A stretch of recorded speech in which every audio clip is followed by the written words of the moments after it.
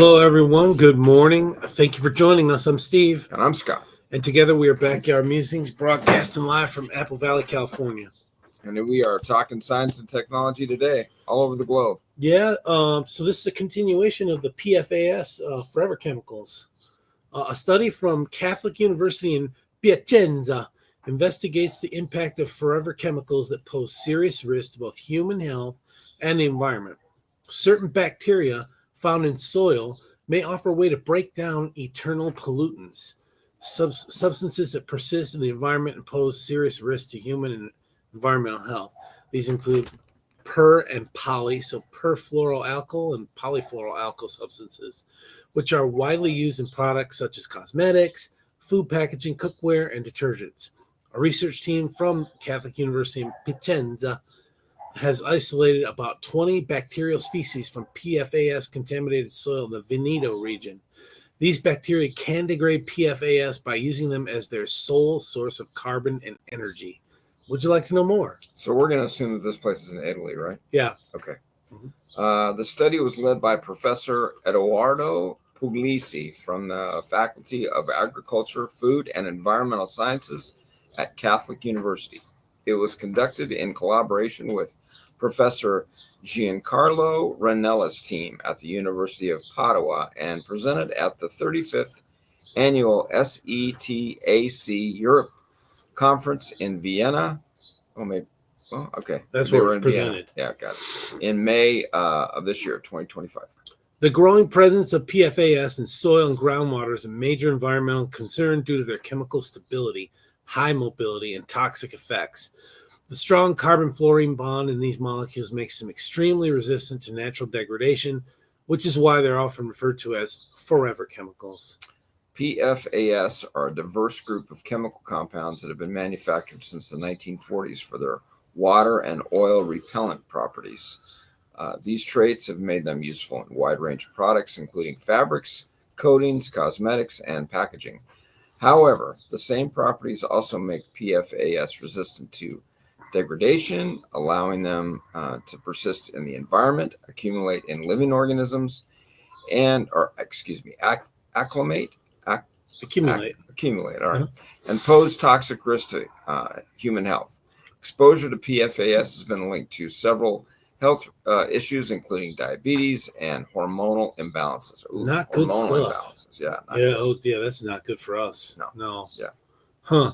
In the specific area studied in the province of Piacenza, industrial activity, likely from a local factory, has caused extensive PFAS contamination. The pollution has affected groundwater, soil, crops, and even drinking water, with concentration reaching levels above 1,000 nanograms per liter. The experts at Cattolica University wanted to isolate and identify promising microorganisms capable of degrading PFAS taken from contaminated sites.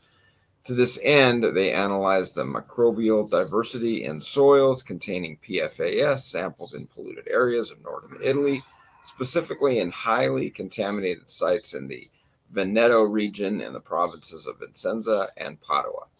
The experts combined classical microbiology techniques for the isolation of bacteria of interest with meta-barcoding, a molecular biology technique based on the sequencing of the DNA collected in an environmental sample used to rapidly identify the species present, providing indications on the bioremediation potential of PFAS. Professor Puglisi explains, quote, "We obtain these PFAS-eating bacteria through a process called enrichment." That's like in nuclear. Yeah. Okay. Which involves growing them in media where they only have PFAS to feed on. We already have the complete genomes of these 20 PFAS-eating strains, the expert continues. This is weird. And information on the degradation rates for each one. In collaboration with the chemistry group in our department, we have measured the degradation efficiency of PFAS, reaching values in some cases above 30%, which is very high for this class of compounds. Tests are now underway on various PFAS, which will be followed by initial lab experiments to verify their remediation capabilities under more representative conditions. Quote, we are studying these strains in more detail and analyzing their genomes. They are classified in the genera known in the field of... What? Yeah, I know. I love this.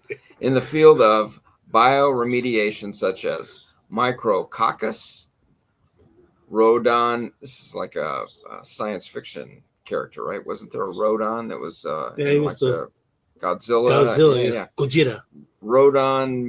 Rodonobacter, Pseudoxanthomonas, and Acromobacter. You got it, man. Puglisi explains. Puglisi explains. Better him to say it than us, Yeah, man. unquote. Thank you very much. These bacteria are easily cultivated in the laboratory, and they usually are not harmful to humans. Furthermore, it is possible that genome analysis could lead to the discovery of genes involved in biodegradation that could be exploited biotechnologically in the future, the expert points out. This research will provide new insights into the degradation of PFAS and may contribute to the development of sustainable bioremediation strategies for environments contaminated by these substances. Yeah, let's get more of it. I guess. Break down these chemicals. Or find a different chemical, right? Find some way of doing this with something else. Yeah. If there was a different, they would have found it already, yeah. So back in the day, if you wanted to make your boots or your shoes waterproof, you'd spray. Go get Bessie.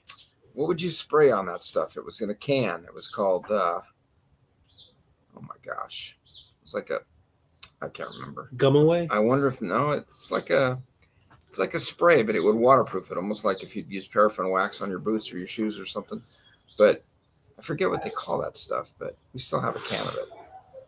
I wonder if that PFAS is in those cans of that. Yeah, soldiers, we were told not to do that, so that would keep our sweat in. It wouldn't breathe. Oh, so give us trench foot or whatever. So it wouldn't let the perspiration out. Right. But it was okay to let the water in or liquid in if you were like walking through mud or water or something like that. Well, yeah, because it'll dry out. Yeah. Yeah, it's kind of like a waiter boot. Yeah. Gotcha. All right, folks. Thanks for joining us. We appreciate it. Take care, everyone. Sorry for the butchering of those words. But that's the way it is.